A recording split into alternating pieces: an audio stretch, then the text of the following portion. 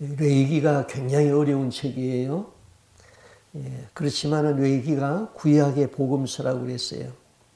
여러분이 레위기가 읽어도 무슨 말인지, 이것이 우리하고 관계가 있는지 참 이해하기 힘들죠.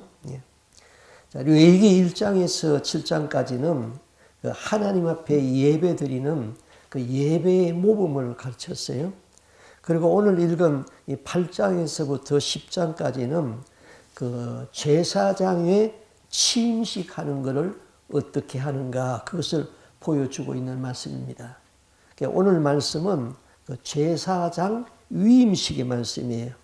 그러면은 신약시대를 사는 우리는 구약시대의 예배 제사 제도는 이미 폐하여졌는데, 지금 구약시대의 제사장은 없는데 이 레위기의 말씀이 신약을 살아가는 우리에게 무슨 관계가 있느냐, 이것이죠. 또 구약시대의 제사장을 신약시대에는 어떻게 우리가 인식해야 되는가, 말씀을 통해서 우리가 분별해야 되겠습니다. 히브리서 5장 4절에 이렇게 말씀했어요. 이 종기는 아무나 스스로 취하지 못하고 오직 아론과 같이 하나님의 부르심을 입은 자라야 할 것이니라. 아론은 구약의 대제사장이죠. 그 다음에 그의 아들들은 제사장이었습니다. 히브리서의 기자는 제사장에 취임하는 이것은 이 종기라고 그랬어요. 이 종기는 아무나 스스로 취할 수 없는 그런 종기다. 그런 직분이다. 그러면 구약시대에는 그 제사장과 선지자의 직분이 있다고 그랬잖아요. 제사장은 우리 인간 편에서 인간을 하나님에게로 데리고 가는 직분이고, 선지자는 하나님 편에서 말씀을 우리에게 가져오는 직분이라고 그랬어요. 그럼 이 신약시대에도 이런 제사장 직분이 있는가? 우리 말씀을 한번 통해서 보겠습니다. 우리 베드로전서 2장 5절 우리 한번 같이 읽겠습니다. 시작. 너희도 산돌같이 신령한 집으로 세워지고 예수 그리스도로 말미암아 하나님이 기쁘시게 받으실 신령한 제사를 드릴 거룩한 제사장이 될지니라. 너희도 모든 성도들을 말한 거예요.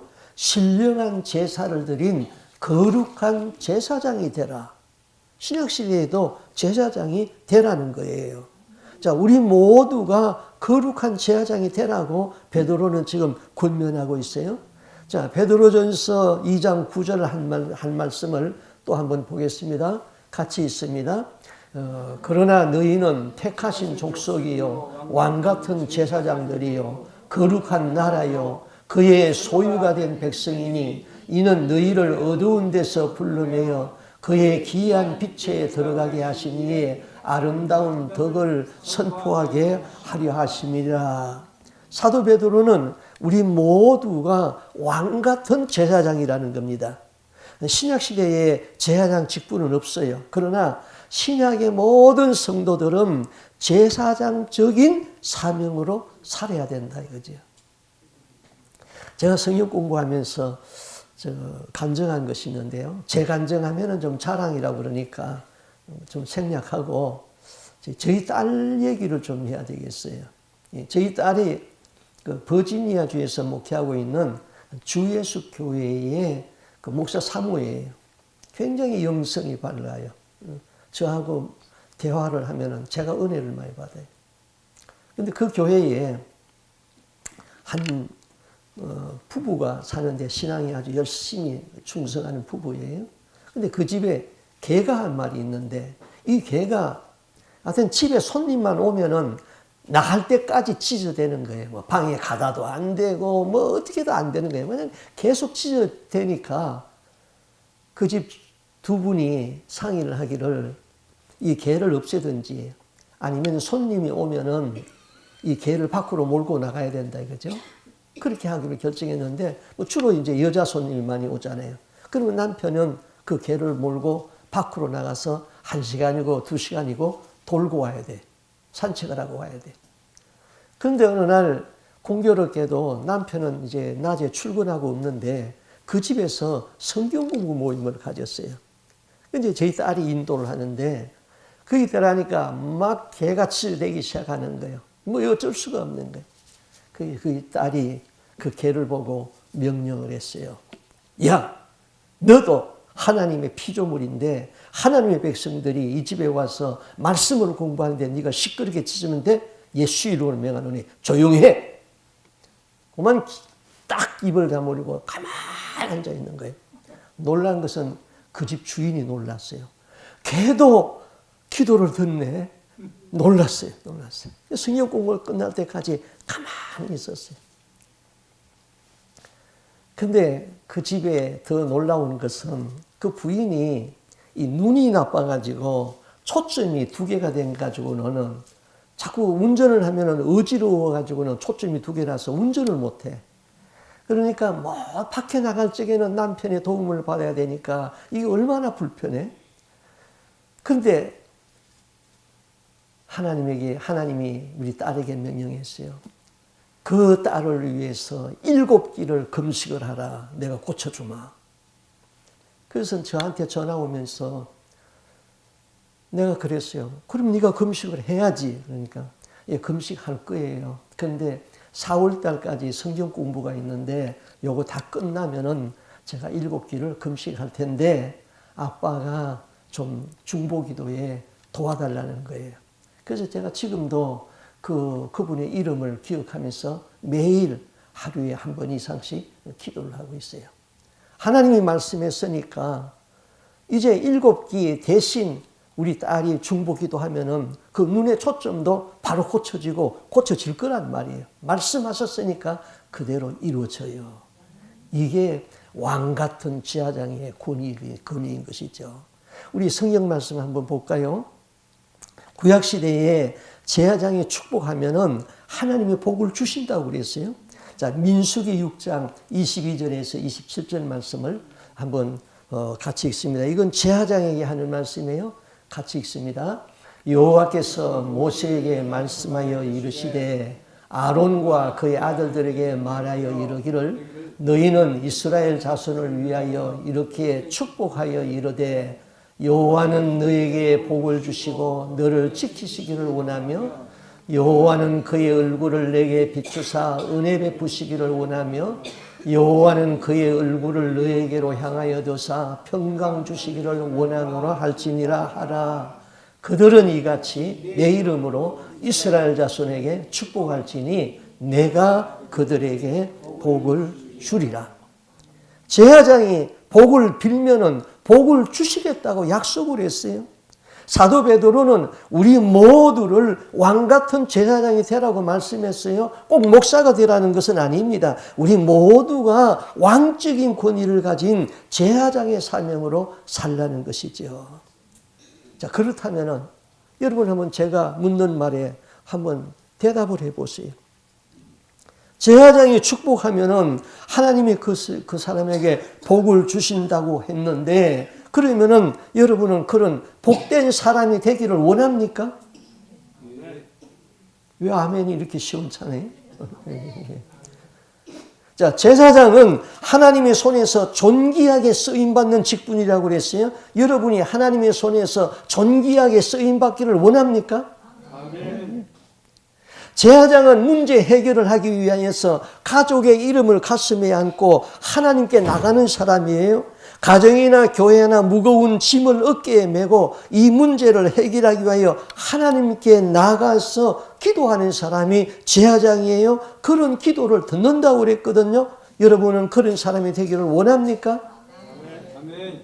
왜 이쪽 동네는 아멘이 출장 가시 없어요? 원합니까? 아멘. 한 가정에는 반드시 제사장적 사명을 다하는 사람이 있어야 돼요. 가정과 자녀의 모든 짐을 내가 대신 지고 하나님 앞에 나가서 그들의 죄를 대신 기도하고 그들에게 축복을 하는 그런 제사장이 있어야 한다 이것이죠. 계시록 1장 5절에서 이렇게 말합니다. 우리를 사랑하사 그의 피로 우리 죄에서 우리를 해방하시고 그의 아버지 하나님을 위하여 우리를 나라와 제사장으로 삼으신 그에게 영광과 능력이 세세토록 있기를 원하노라. 우리를 사랑하사 그의 피로 우리 죄를 해방하여 주신 분은 예수 그리스도, 예수님이 우리를 제사장으로 삼겠다고 말씀했어요. 자, 하나님의 일을 위하여서 말 못하는 당나귀도 사용한 것 아시죠? 당나귀도 입을 열어서 말을 했어요. 태풍을 심판의 도구로 사용하세요. 악인도 악한 날에 적당히 시움을 받는다고 그랬습니다. 하나님은 하나님의 거룩한 일을 하기 위하여서 거룩한 사람을 사용합니다. 사람이 자기를 정결하게 하면은 하나님은 하나님의 일을 하기 위하여서 그 사람을 사용합니다. 그러나 불결하여지면은 쓰지 않고 버리는 것이죠. 성경에 말했어요. 우리 디모데후서 2장 20절, 21절 같이 한번 읽습니다. 큰 집에는 금그릇과 은그릇뿐 아니라 나무그릇과 질그릇도 있어 귀하게 쓰는 것도 있고 천하게 쓰는 것도 있나니 그러므로 누구든지 이런 것에서 자기를 깨끗하게 하면 귀히 쓰는 그릇이 되어 거룩하고 주인의 쓰심에 합당하며 모든 선한 일에 준비함이 되리라. 자기를 깨끗하게 하면은 귀하게 하나님이 쓰신다고 약속했잖아요. 자, 그러면은 신약을 살아가는 모든 성도는 왕적인 권위를 가진 제사장이 되라고 예수님이 우리를 불렀습니다. 이러한 제사장의 위임 예배가 오늘 읽은 말씀이에요. 제사장으로 위임받기 위해서는 몇 가지 조건이 있어요. 그 의식은 영적인 의미를 가지고 있는 거예요. 오늘은 여러분들이 다 하나님 앞에서 거룩한 제사장으로 위임받는 위임식 예배가 될 수 있기를 바랍니다. 예. 첫째는 물로 씻으라 그랬어요. 8장 6절에 아론과 그 아들을 데려다가 물로 그들을 씻기고 그랬어요. 물로 씻기지 아니하고는 제사장이 될 수 없어요.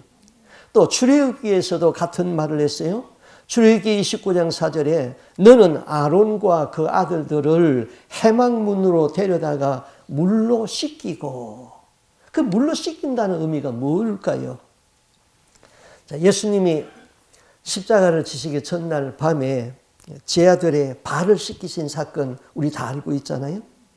그때 예수님이 베드로의 발을 씻기려고 그러니까 베드로가 이렇게 말합니다. 예수님, 절대로 내 발은 씻기지 못합니다.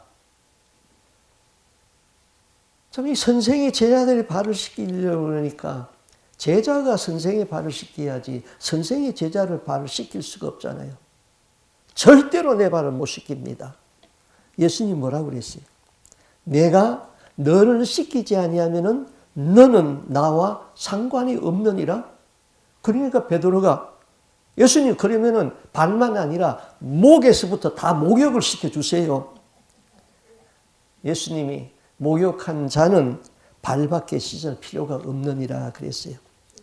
예수님과 베드로의 이 대화 가운데서 우리 신앙생활에 아주 중요한 그 원리를 말씀해 주고 있는 거예요. 예수님이 베드로에게 하신 말씀, 이미 목욕한 자는 발밖에 씻을 필요가 없느니라. 이 목욕을 했다는 것은 우리가 예수 그리스도를 믿고 거듭났다는 거예요. 중생했다는 거예요. 구원의 속옷을 입었다는 거예요. 그리고 발을 씻는다는 것은 목욕은 했을지라도 매일매일 우리가 손발을 씻듯이 살아가면서 짓는 죄가 있단 말이에요. 한 번 중생했다고 죄 안 짓는 것 아니잖아요. 그걸 날마다 회개해야 된다는 겁니다.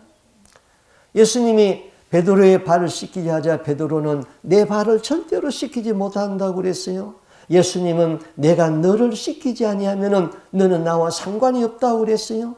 베드로는 이미 예수 그리스도를 믿고 신앙 고백을 한 사람이지요. 주는 그리스도시요 살아계신 하나님의 아들입니다. 그렇게 고백했을 적에 요나의 아들 시몬아 네가 복이 있다. 이를 너에게 알게 한 것은 하나님이 너를 알게 했다. 내가 너에게 천국 열쇠를 주겠다. 음부의 권세가 이기지 못하리라. 이미 베드로는 이런 약속을 받은 사람이에요. 거듭난 사람이에요. 그런데 베드로는 그날도 예수님이 예루살렘에 올라간다고 그러니까 제자들끼리 길에서 다투었어요. 예루살렘에 올라가면은 예수님이 임금이 될 텐데 그러면은 좌의정 영의정은 누가 할 건가? 우리 중에 누가 높은가? 자기들끼리 서로 다투고 싸웠다고 그랬어요. 이미 죄를 지었단 말이에요. 그래서 예수님이 내가 너를 씻기지 아니하면은 너는 내와 상관이 없다 그랬어요. 예수님과 상관이 없는 사람이 어떻게 천국에 들어가요? 예수님과 상관이 없는 사람은 천국에 못 들어가요. 매일매일 짓는 죄를 회개함이 없다면 천국에 들어갈 생각을 하지 말아야 돼요. 한 번 구원받으면 영원한 구원이 아니에요.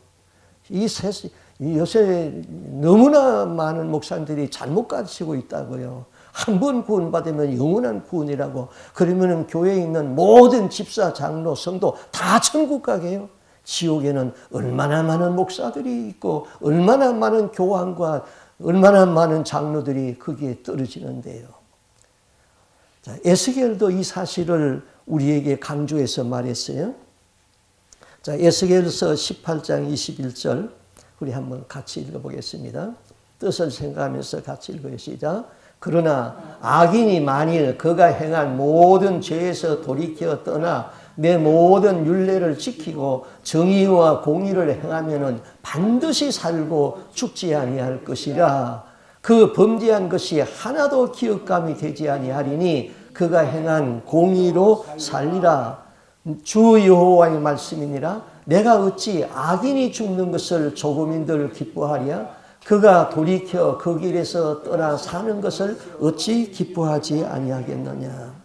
악인도 마지막에 회개하면은 정령 죽지 아니하고 산다는 거예요. 내가 악인이 그 죄 가운데서 망하여 죽는 것을 내가 기뻐하지 않는다. 그도 마지막에 회개하면은 반드시 산다 그랬어요. 그런데 24절부터는 그 반대되는 말을 했어요. 한번 24절 같이 한번 읽습니다. 시작. 만일 의인이 돌이켜 그 공의에서 떠나 범죄하고 악인이 행하는 모든 가증한 일대로 행하면은 살겠느냐? 그가 행한 공의로운 일은 하나도 기억함이 되지 아니하리니 그가 범한 허물과 그 지은 죄로 죽으리라. 자, 평생 의를 행했어요. 착하게 살았어요. 그런데 마지막에 죽기 전에 그만 죄를 짓고 회개를 못했어요. 이 사람은 구원받지 못한다고 성경이 말했잖아요. 에스겔이 말했잖아요.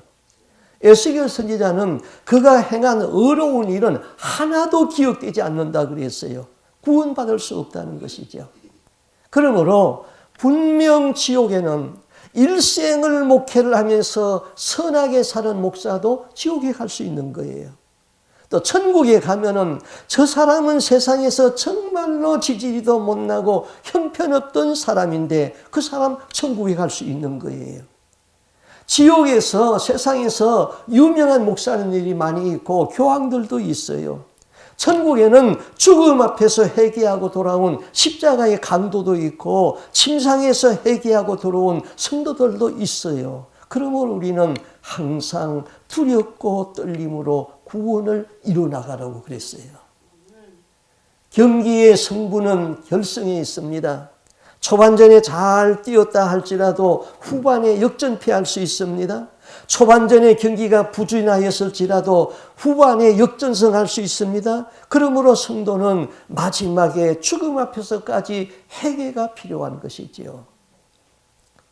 지금까지 신앙생활하면서 회개 없는 신앙생활하는 분들이 많이 있어요.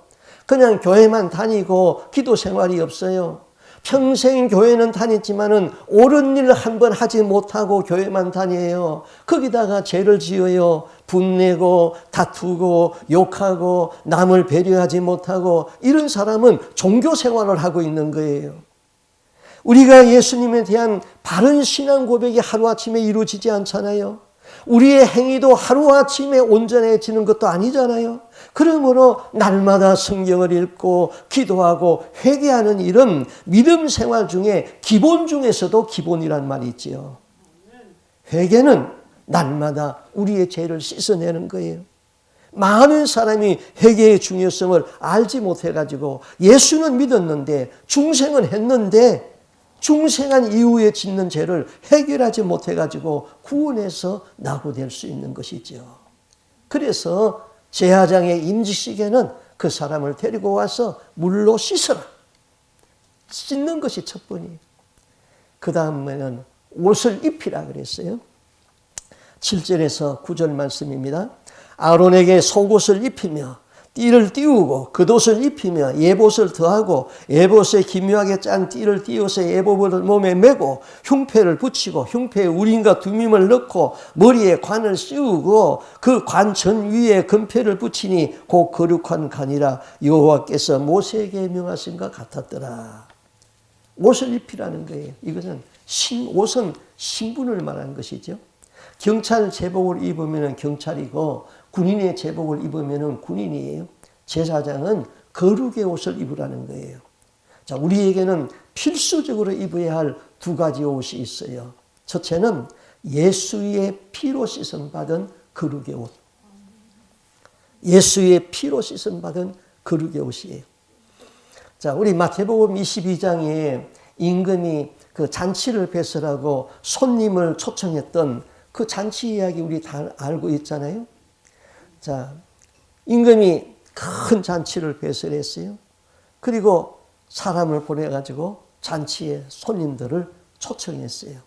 근데 옛날의 잔치는 지금은 전화를 하고 그러지만은 옛날의 잔치는 사람이 갔단 말이에요. 사람이 가서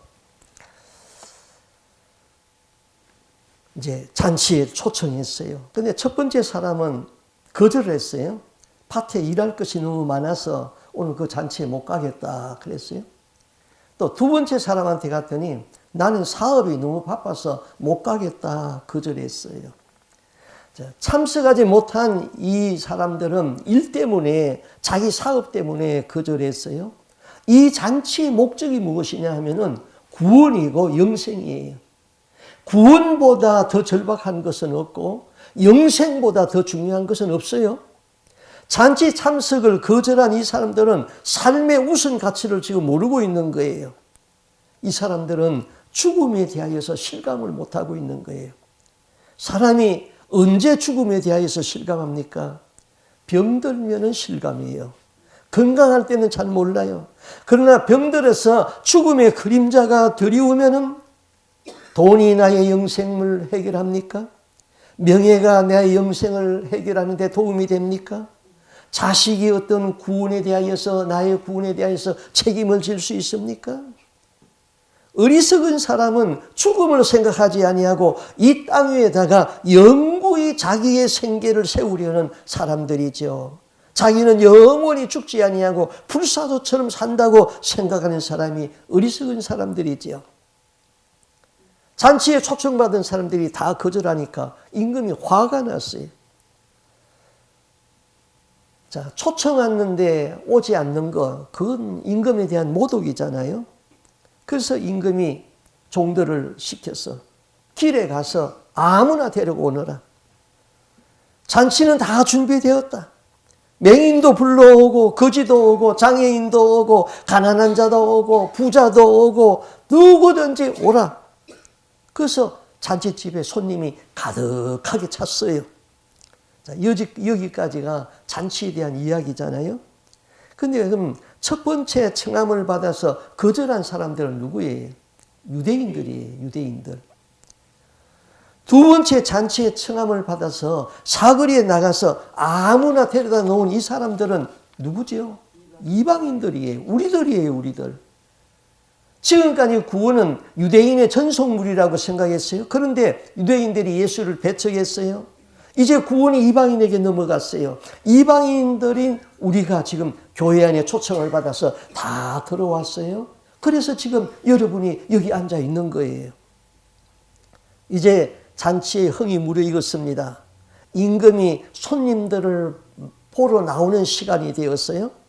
자, 성경 한 절만 읽겠습니다.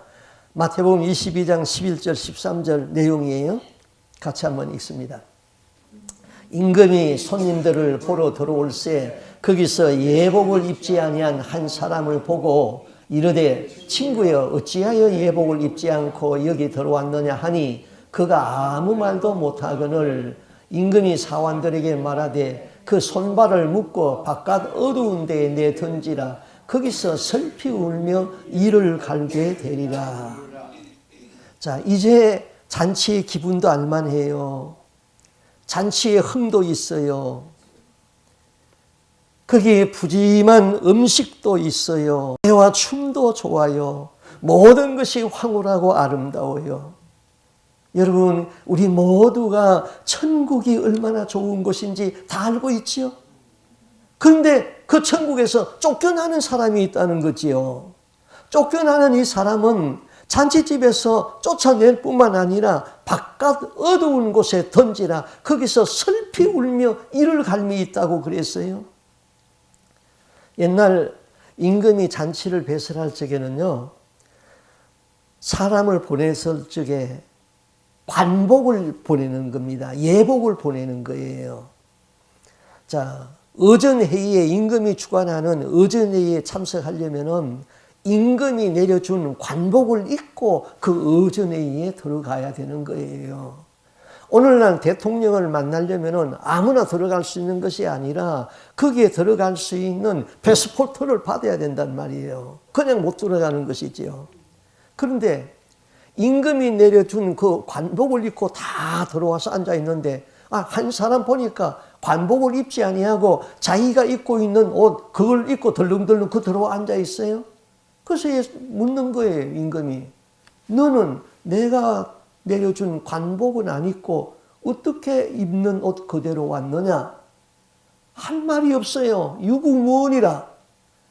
이놈을 묶어서 바깥 어두운 데다가 내가 쫓아버리라 그랬어요. 자, 이게 뭡니까? 그 옷은 예수 그리스도의 피에 빠른 거룩의 옷입니다.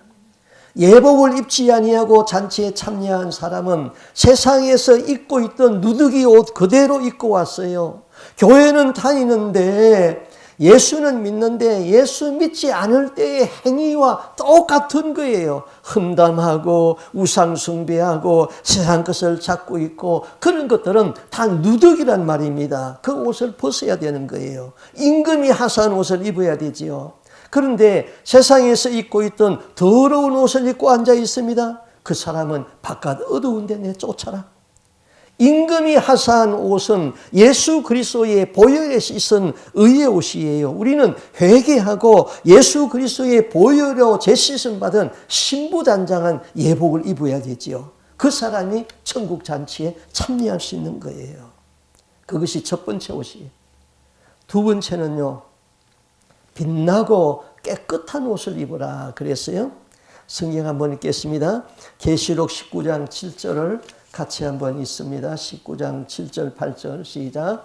우리가 즐거워하고 크게 기뻐하며 그에게 영광을 돌리세 어린 양의 혼인 계약이 이르렀고 그의 아내가 자신을 준비하였으므로 그에게 빛나고 깨끗한 세마포 옷을 입도록 허락하였으니 이 세마포 옷은 성도들의 옳은 행실이라. 구원받은 사람은 아무렇게나 사는 것 아니에요. 옳은 행실로 빛나고 깨끗한 옷을 입어야 되는 거예요. 구원받은 사람은 자아 파쇄를 통하여서 예수님으로부터 나오는 의의 겉옷을 입어야 합니다. 사랑으로부터 나오는 의의 옷은 예수님에게 거치장스러운 거예요. 예수님으로부터 나오는 의의 옷. 우리가 거룩한 값비싼 옷을 입어서 거룩해지는 건 아니에요. 거룩한 삶을 살아내라.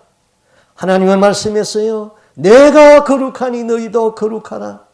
거룩은 구별된 거예요. 세상과 구별된 삶을 살아내야 되는 거예요. 죄와 상관이 없이 사는 것이 거룩이에요. 죄를 지으면 거룩이라고 말할 수가 없어요. 날마다 죄를 씻는 생활, 그리고 그 위에 예수의 피로 씻음받은 구원의 옷을 입고 그 다음에 옳은 행실의 옷을 입어라. 여러분은 구원받았다고 아무렇게나 살지 말고 계명을 지키는 의의 겉옷을 입어야 되는 것이죠. 이 사랑이 거룩한 제사장의 반열에 들어가는 거예요. 그 다음 세 번째는 기름을 부으라 그랬어요. 8장 12절에 또 관유와 아론의 머리에 부어, 이거는 기름을 부으라는 것이죠. 제사장의 임직에서 머리에 기름을 붓는다는 것은 성령의 임재입니다. 성령의 임재. 우리는 성령의 임재 안에 살아야 되는 것이죠. 자, 우리가 성령의 기름 부음을 받기 위해서는 먼저 할 일이 있는 거예요. 먼저는 예수님의 피에 날마다 더러운 옷을 씻는 회개를 하고, 두 번째는 옳은 행실에 거룩의 옷을 입고 날마다 씻고 날마다 세상과 분리된 삶을 살면은 그 위에 성령의 임재가 있습니다. 하나님은 더러운 곳에 기름을 붓지 아니에요. 자, 우리 모두에게는 거룩한 하나님의 말씀 여러분 가지고 있지요. 그러나 그 성경을 읽고 깨닫는 지혜는, 계시의 영은 모두에게 같은 것이 아닙니다. 성경은 하나이지만은 각 사람이 말씀에 대하여서 다른 깊이와 다른 수준으로 그 성경을 읽고 있는 것이죠. 성령은 지혜와 계시의 영으로 얘기해요. 성령은 지혜와 계시의 영으로 역사해요. 우리는 성령의 임재를 위하여서 날마다 기도해야 되는 거예요. 그 다음에는 피를 바르라 그랬어요. 피를 바르라. 레위기 8장 24절, 중요한 말씀인데 이 말씀이 너무 어렵기 때문에 여러분들이 한번 같이 읽어야 되겠어요. 같이 읽습니다. 시작. 아론은 아들들을 데려다가 모세가 그 오른손 깃뿌리와 그들의 손의 오른손 엄지손가락과 그들의 발의 오른쪽 엄지발가락에 그 피를 바르고, 또 모세가 그 피를 제단 사방에 뿌리고, 자, 피를 바르는데 오른쪽 깃뿌리에 여기에 피를 바르고, 오른쪽 엄지손가락에 피를 바르고, 오른쪽 발에다가 피를 바르라. 자, 이게 무슨 말일까? 굉장히 어렵죠. 오른쪽 깃볼에 피를 바르라는 것은 권위 있는 말, 생명 있는 말을 하라는 것입니다. 설교자가 이 강단에 올라와서 자기 생각 말하는 것 아닙니다. 하나님의 말씀을 하여야 하는 것이죠. 이 말씀이 저들의 영을 살릴 수 있는 말씀인가? 아니면 혼을 기쁘게 하는 지식적인 말씀인가? 아니면 육신의 축복을 위한 말씀인가?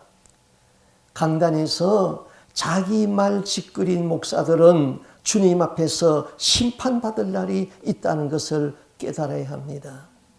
그래서 저는 이 말씀을 기도의 제목으로 삼고 늘 기도해요. 주여, 세상에서 길들여진 무익한 말들을 버리게 하여 주시옵소서. 얼마나 많이 무익한 말을 쏟아냈어요. 하나님 아버지, 곰팡이 설은 떡을 버리게 하여 주시옵소서. 곰팡이 설은 떡이 뭔가 알아요? 세상 사람들이 만들어 놓은 거짓말 예화. 얼마나 많은지 몰라요. 그거 다 버려야 되는 거예요. 그런 거는 곰팡이 난 떡이에요. 그런데도 이게 진짜인지 가짜인지 구분이 안 될 때가 있어요. 깨달은 말을 하고, 생명 있는 말을 하고, 사람을 세워주는 소망 있는 말을 하고, 그 말을 할 수 있는 지혜를 주시옵소서. 오른쪽 깃볼에 피를 바르야죠. 그럼 오른쪽 엄지손가락에 피를 바른다는 것은 뭐냐? 오른손이 하는 것을 왼손이 모르게 하라. 모든 선함은 하나님으로부터 나옵니다. 여러분이 선을 행한다 할지라도 자기 의가 나오면은 하나님의 영광을 도둑질하는 거예요. 세상에서 칭찬받고 세상에서 감사패 받으면은 하나님의 나라에서 받을 상급이 없어요. 선행은 소자에게 하는 것입니다. 가난한 이웃에게 하는 것이죠. 소자는 잊혀진 자들이에요. 소외된 자들이 소자예요. 소외된 자들 중에는 주님이 머물러 있고 주님의 눈이 머물러 있고 주님의 마음이 머물러 있는 사람들이 있어요. 저들을 위해 예수의 영이 있다는 것을 느끼면 하찮은 사람이라도 예수님에게 대할 듯 할 수 있는 것이죠. 그 다음 오른쪽 엄지발가락에 피를 바르라. 이것은 주님이 명하신 좁은 길을 가라는 겁니다.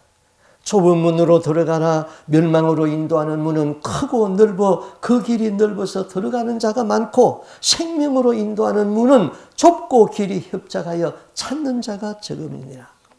좁은 길 끝에 주님이 계시고 좁은 문으로 들어가는 자가 영생을 얻는 거예요. 좁은 길은 두 사람이 걸어갈 수가 없습니다. 주님이 내 안에 들어와셔야 되죠. 내가 주님 안에 들어가야 되는 것이죠. 욕심을 가진 사람은 그 좁은 문으로 들어갈 수가 없어요. 재짐을 지고도 그 좁은 문으로 들어갈 수가 없어요. 그 길은 외로워요. 그 길은 힘들어요. 그러나 그 길 끝에 생명이 있고 천국으로 들어가는 문이에요. 그 다음 마지막에 제단에 피를 뿌리라 그랬어요. 이거는 헌신된 삶입니다. 몸과 마음을 다하여서 주님을 사랑하고 거기에 나오는 힘으로 자신을 바치는 것입니다. 이런 영적인 할례를 다 마친 이후에 믿는 자가 생명싸개 속에 쌓여져서 정결한 진주문 안으로 입장이 허락되고 주님의 신부의 반열에 들어갈 수가 있는 것이죠. 그래서 주님은 말씀하여 내 신부들은 반드시 천국을 준비하는 삶을 살아라. 우리 모두가 그리스도의 신부들이에요. 천국을 준비하는 삶을 살아야 되는 것입니다. 자, 예수님은 오늘 우리에게 왕 같은 제사장이 되라고 말씀했어요. 왕적 권위를 가지고 있는 이 제사장이 되려면 첫째는 매일 죄를 씻어야 된다. 두 번째는 천국 혼인잔치에 참여할 수 있는 예수의 피에 빠른 의의 옷을 입어야 한다. 옳은 행실로 빛나고 깨끗한 세마포옷을 입어라. 그 위에 성령의 기름 부음이 있어야 된다. 그 위에 양쪽 이 깃볼에 어린 양 예수의 피를 바르는 것은 권위 있는 말, 생명 있는 말, 품위 있는 말을 하라는 것이다. 오른쪽 엄지발 손가락에 피를 바르는 것은 네가 행하는 의는 오른손이 하는 것을 왼손이 모르게 예수님의 의로 행하는 것이다. 오른쪽 엄지발가락에 피를 바르라는 것은 너는 좁은 길을 걸어라. 이 길 끝에 천국으로 들어가는 영생의 문이 열려 있다. 제단 주위에 피를 뿌리라는 것은 너는 오직 헌신된 삶을 살아라. 그러면은 여러분은 영의 생명싸개 속에 숨겨져서 영원한 천국의 진주문 안으로 들어갈 수 있는 거룩한 제사장이 되고, 거룩한 제사장이 되면은 네가 기도하는 사람 복을 받을 것이다. 네가 축복하는 사람 그대로 축복하고, 네가 예수 이름으로 명령하면 그대로 이루어지고, 너는 왕같은 제사장의 권위가 되어서 너의 가정의 모든 짐을 네가 지고, 국가의 모든 짐을 네가 지고, 교회의 모든 짐을 지고 네가 하나님 앞에 나올 적에 내가 너의 기도를 듣고 응답해 주마. 그 약속된 말씀이에요. 우리의 경각심을 주는 말씀, 에스겔서 22장 30절 31절 이 말씀을 읽고 말씀을 마치겠습니다. 같이 읽습니다. 이 땅을 위하여 성을 쌓으며 성 무너진 데를 막아서서 나로 하여금 멸하지 못하게 할 사람을 내가 그 가운데 찾다가 찾지 못하였으므로 내가 내 분노를 그들 위에 쏘으며 내 진노의 불로 멸하여 그들 행위대로 그들 머리에 보영하였느니라. 주 여호와의 말씀입니다. 이게 무슨 말씀이에요? 유다 백성이 망하게 되었어요. 죄 때문에 망하게 되었어요. 그런데 그 가운데에 이 무너진 성을 자기가 가슴에 안고 하나님 앞에 기도하면은 나는 그 사람의 기도를 듣고 그 성을 용서해 주기를 바랬다. 그런데 그런 사람이 하나도 없었다. 그래서 내가 내 분노로 그 성을 멸망시켜버렸다. 이런 뜻이죠. 여러분 가정에 아무리 어려운 일이 있어도, 죄가 있어도 그 가정의 무거운 짐을 내가 담당하고 성 무너진 데를 막아설 수 있는 사람으로 하나님 앞에 기도하면은 내가 그 기도를 듣고 그 성을 용서하고 그 가정을 용서해 준다는 것이지요. 그런데 유다 나라가 바벨론에 망할 적에는 그런 사람이 없었다는 거예요. 그래서 내가 분노를 거기다 다 쏟아 부었다는 것이지요. 죄로 인하여서 가정이 무너졌습니다. 죄로 인하여서 국가가 무너져 가고 있습니다. 하나님은 그 가운데의 제하적인 사명으로 성이 무너진 데를 막아서서 기도하는 그 사람을 찾고 있습니다. 그런데 그런 사람이 없다고 성령은 탄식하고 있는 것이죠. 우리 모두가 성 무너진 데를 막아서는 그 사람이 되기를 바랍니다. 우리 모두가 거룩한 왕같은 제사장적 사명을 잘 감당하여 천국의 진주문 안에서 만날 수 있는 저와 여러분들이 될 수 있기를 주님의 이름으로 부탁드립니다. 아멘. 기도하겠습니다. 주님, 우리를 불러서 하나님의 거룩한 백성 삼아주신 것을 감사합니다. 더 나아가서 주님은 우리에게 요구합니다. 너희는 왕같은 제사장이 되라고 사도 베드로를 통하여서 우리에게 권면했습니다. 주여, 왕적인 권위를 가진 제사장적인 사명을 다 감당하여서 내가 그 사람을 위하여서 축복하면 그가 복을 받고, 내가 예수의 이름으로 기도하면 응답이 되고, 내가 예수의 이름으로 귀신을 명하면 귀신이 떠나가고, 내 입술의 말씀에 권세가 있게 하여 주어서 제사장적 사명을 감당하는 우리들이 되기를 간절히 소원합니다. 날마다 하나님 앞에 회개하는 삶을 살게 하여 주옵소서.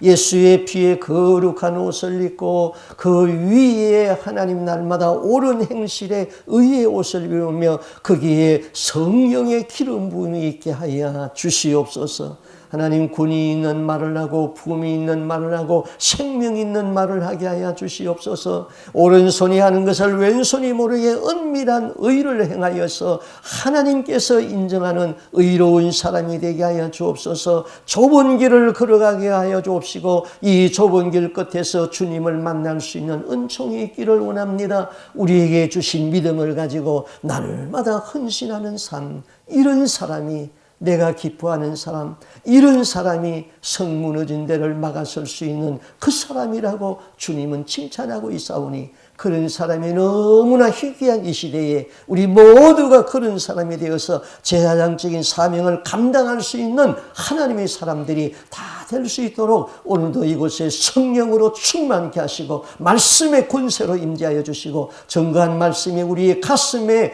잘 박힌 목과 같이 박혀지게 하여 주시옵소서. 우리가 날마다 승리하는 삶을 말씀을 통하여서, 기도를 통하여서 이루어질 줄을 믿고 존귀하신 예수님 이름으로 기도하옵나이다. 아멘.